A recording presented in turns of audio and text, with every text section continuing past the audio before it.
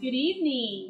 We have been enjoying these Tuesday night testimonies that we've been doing the last few weeks here at the church. We enjoyed Miss Erica. We enjoyed Miss Jeannie. Today, I want to introduce you to a wonderful friend of mine. I'm going to let her tell you the time because I lose track of if it's been a week, a month, or a year. I'm kind of bad about that kind of stuff. But I'll tell you, this is Elisa Creed. And she is a friend of mine. Her family goes to this church. They have a large family, which we love. And she has a beautiful testimony. We went out to dinner with her and her husband. Oh, it's been several months ago. And we were able to sit down and eat some wonderful Mexican food. Yes. And they kind of shared a little bit about their testimony with us. And Zane and I left there that day feeling so blessed to hear their journey. And so I'm gonna sit down here with Elisa today, and we're gonna talk about that journey. So, Elisa, let's start off with, tell me about the first time you heard somebody mention the Wellington Free Will Baptist Church.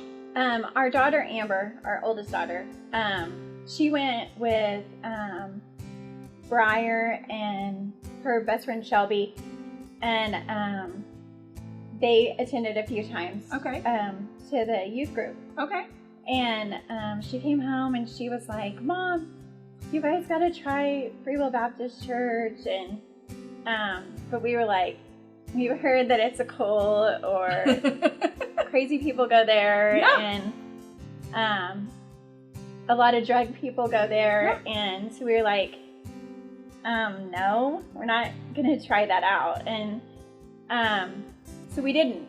And I wish we could roll back time, sure, and taken her advice and just tried it, because it wasn't until a friend's funeral, mm-hmm. Sheila Miller, mm-hmm. And I came and I heard Pastor Zane preach, and I was like, he is good. Maybe it is worth a shot. And then our daughter-in-law, Leanna, she said, "I wish you would just give my church a try, please, will you?"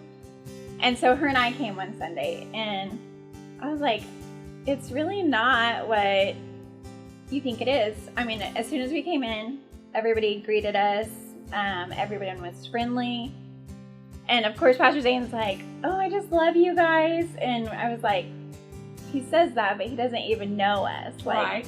I can understand he loves Leanna, but since we've been, so we came that week. The next week, Tanner came with us. And that's my son. So tell us real quickly, your children. How many children do you have? I have 5. 5 children. And they range in age from? 20, almost 26 to 14. And then Tanner's her son, and he is married.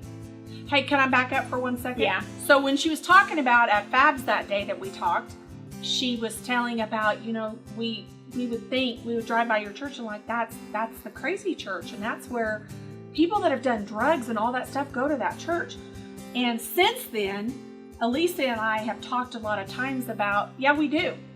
We have people that their past are not perfect. They've struggled with drugs. They've struggled with alcohol. They've struggled with pornography. They have been through divorce. They have been through painful things in their past.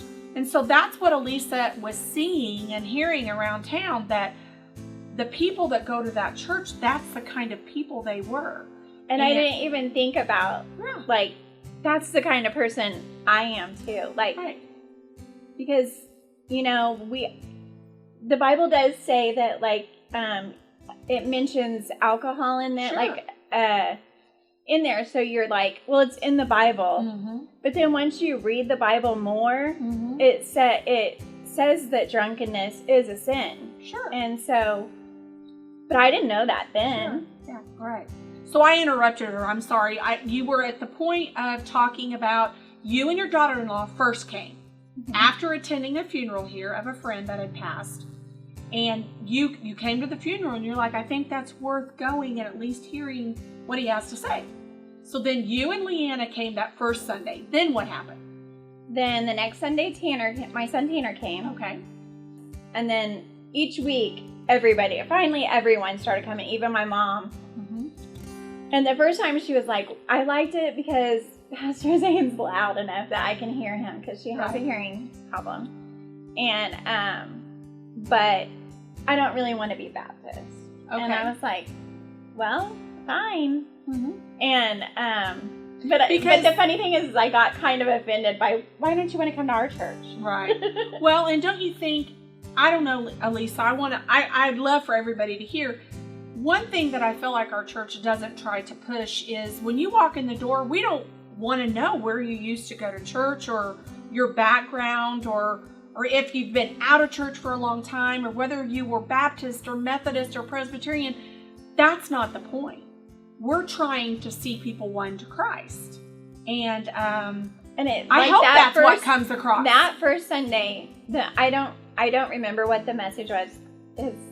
Through my cancer, I have memory loss. So I don't remember what the message was, but I do remember that the message spoke right to me. Like I knew that message, that God put that message in Pastor Zane for me. Like, and you know what, Elisa, we hear that a lot. I just talked on the phone the other day to a gentleman. He wouldn't care if I used his name. His name's Joe. He goes to this church, and he says to me, Charlotte, I feel like when Pastor Zane is preaching, now this is kind of funny. There's like a heat sensing missile coming straight for me. And you know how often that really what a lot of people don't know, and I'm sure you know that now that you've been coming for a while, he doesn't necessarily know what's going on in people's lives. He's just preaching what God gives him, and it's just speaking to people's hearts. I know one Sunday I was so mad because and we had been coming for like over a year, and I love coming to church, like I just do. And but for some reason that Sunday I did not want to come. And I was like, it was the night service. We came during the day, and I was like, I just want to stay home tonight. And my husband's like, no, we're going to church. And he said, you know, Pastor Zane preached about when you feel like you don't want to come to church, that's when you need to get to church. Right. And I was like, whatever. And I was so mad. And I got to church, and the message was, had to do with listening to God, and not arguing and fussing and fighting or something. And I was like, I mean, it just convicted me, how I felt so horrible that I had been mad. And anytime I don't want to come and I just come, I leave with way more than I imagined. And I think the reality is, you know, I'm kind of one of those pastors' wives that I just kind of like to just be honest with people. There's times that none of us want to come to church. There's times I don't want to come to church. But, you know, it's about a relationship with Christ and how you're right. 90% of the time when you go ahead and come, it's usually something that you really needed. And her mom, her name is Cindy, and I just love her to death. We go to the same Sunday school class, and I've loved how Cindy has shared her heart with the class about, you know, there was a time that the last place in the world I wanted to be was church. And she said, but I decided to give God and church a chance. And, you know, she'll tell you right now, and Elisa would tell you about your family. None of us are saying you guys are perfect. We're just saying God has done a miraculous work. I can also tell you, this is really personal, and you don't know this, but I had an abortion when I was 16, and I just was totally pro-choice, and I said that was another reason. I'll go, but I'll never do that. And I don't know, but I just feel like I've held on to that guilt, that shame, and coming and watching you do stuff with pro-life, Kansas pro-life. I actually joined the Kansas pro-life, And I would have, I don't remember what was going on, but I would have stood out there on 16th Street if, I can't remember what happened, but I think we were out of town or something. So I just want to say that God takes you where you need to go, and brings the people in your life that you need, or gets rid of the people, not like gets rid of them, but takes them, removes them from your life, the ones that you don't. So guys, listen to this story. She's telling me something I didn't know right now, but that's a very real thing you just shared. And I had gotten a hold of Kansas for Life, and I said, had people been standing outside, not shouting, calling hateful names, there's a way to go about things. And thank you. Oh, I'm loving this. And had they shown me love and respect, right? I don't know that I didn't want to do that. And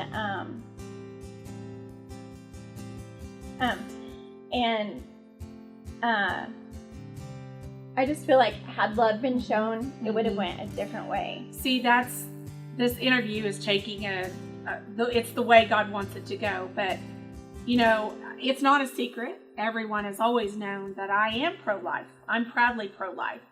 But I've never felt like screaming and yelling and demeaning women is the stance I want to take. The stance that our church wants to take and that I want to take is God loves people.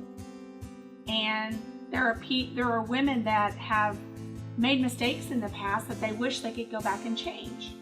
But they can't. And so why do we stand on 16th Street every year, the first Sunday of October? Quietly, reverently. We don't yell, we don't scream. We simply say that we love women wherever they're at in life, and that we love children.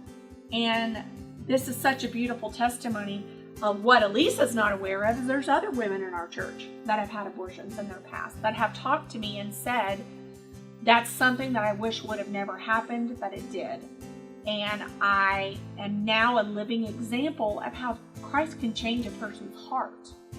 And so thank you for that. Thank you for that honesty. So we talked about her mom and the changes going on there. Elisa has beautiful daughters. I kind of like girls because I have two of them. But even the ways that God has worked in their hearts. You know, they're young girls. They're teenage girls. One of them is older, but the younger ones, you know, he's worked in speaking to their hearts about relationships. One of the daughters has really dealt with Satan fighting her about, you know, not even really wanting to live. Well, I used to I still do, but I started out listening to Christian music, nothing else, in our car. And one of my daughters said, you know, I'll listen to it in your car because that's all you play, but don't expect me to listen to it anywhere else. And now, a year and a half later, that's all she listens to. And so if somebody tries to listen to something else, she'll be like, that's not Christianly. And we'll be like, it'll be okay. So hear this, parents. This is real living. This is a family that gives their life to the Lord, and they begin to make changes. But, you know, there is situations as parents that you don't always need to come down so hardcore on your children that you end up turning them away. See, God made changes in Elisa's heart, but then she prayed and sought the Lord on how he would begin to change her children's hearts, even in the music they listen to. She has a daughter that gets up and sings at our church that has the most beautiful voice, and how God is working even in that. And I just tell you, now I want to move forward a little bit. Well, forward and backwards, I guess. When we met Elisa, we found out pretty quickly, and I'll let her explain the details of it. I didn't even know the details totally, but This is something that maybe not all of you know, but Elisa has lung cancer. And I want you to talk to us about your journey with lung cancer. Well, it started back in 2015 I had breast cancer before that. And in all honesty, it should have killed me. Mm-hmm. Like, I shouldn't be here. Because I had triple negative, which is real aggressive. I was only 26 when I was diagnosed with that. And, but somehow I am still here. And so in 2015, I was going to nursing school, and it had taken me so long because of different things going on in our lives that once I thought that I did have lung cancer, it was almost Christmas break, and so I went out to my car, and it was like probably, I don't know, a couple blocks walk to my car, mm-hmm. and back to the room that we were in doing clinicals. And when I got back, my lips were purple, and I could hardly breathe. And my instructor, who also ran the nursing home we were at, she said, "You need to go next door to the hospital. Mm-hmm. There's something wrong." I said, "I know there's something wrong, but I'll catch my breath. I'll be okay. And then during Christmas break, I'll go see what's wrong with me." Mm-hmm. And because I've had my dad, both my grandpas, and an uncle die from lung cancer. Okay. And so, anyway, I did do that. I went to see the doctor, and at that time, my son, Tanner, was finishing up his second round of chemo and radiation. And what type of cancer did He had Wilms tumor. Okay. And so anyway, I did go to the doctor's office. Then I went with Tanner to Kansas City to get his treatment. And she called me when I was there and told me that I did have cancer, and or she thought I had cancer, and set me up with the surgeon here in town. And anyway, I did end up having cancer. Went through chemo. Mm-hmm. I didn't have to have radiation, and I thought everything was good. And then I finished nursing school. During nursing school, though, I did have half of my lung removed. Mm-hmm. And my teachers were wonderful, because they were actually going to make me have to start nursing school over again. Mm-hmm. And they were like, "No, she's come this far. She's not. She's going to finish." So I did finish with my class. They did not take it easy on me. Mm-hmm. Even on days where I didn't feel like it, they would Skype me, and mm-hmm. they would keep doing it until I finally answered the phone. Mm-hmm. And yeah, they did not take it easy on me. And so I finished nursing school and went and got a job at a nursing home in Wichita, and worked there until 2018 when it relapsed. And then my brain doesn't work quite as well as it used to. I forget a lot of stuff. And so I didn't want to forget, like, giving medicine and or anything to anybody. And so I started coming, and I really think that it was what I needed. Because I really shouldn't be here now. Right. I have stage 4 lung cancer. I take a pill. Well, I take a lot of pills, but I take 1 pill a day for my cancer. And so far, I don't know if it's worked, or just God's touch on me has worked, or both of them combined. But I'm not going to stop either one of them, because mm-hmm. they are working. And I remember, like, it wasn't long after we started coming that I got anointed. Mm-hmm. And every time, it's just, I don't know. So that's kind of a unique story that Elisa has, that she does have lung cancer. She is on treatment for it. Never smoked. Yeah, she likes to tell that. I think that's important to know, that, she has lung cancer not from smoking. So it's just evidently it's a hereditary thing. It's been in her family. But she's still on treatment, and I want to say that there's some people might say, well, you're a Christian now and you're serving the Lord. Well, the Lord expects us to be smart, and there's nothing wrong with continuing to use the knowledge of the doctors and the nurses to seek your healing. And Elisa has shared with me and others. I've even been standing around hearing her talk to people that this cancer that you have might never totally go away. Right. Maybe. I'll probably be on medicine for the rest of my life. And honestly, most people with lung cancer don't make it past 5 years. And like my real dad was 51 when he died, I think, and my uncle was 50. And so, but I'm 40, almost 46. Yeah. But I mean, I think that I'm gonna break that cycle. Like, I'm gonna live to be old. Yeah. Yeah. So she lives her life every day knowing that she has lung cancer.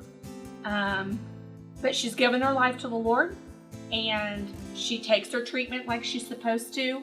She is a constant person on our church's prayer list. We pray for her all the time.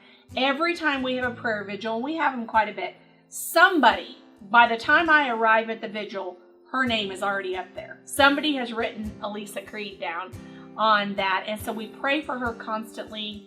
But what I just love about Elisa is, there's times she doesn't feel good, and I can tell sometimes she shows up at church. Before the virus hit, there were times that she would show up and she'd have a mask on.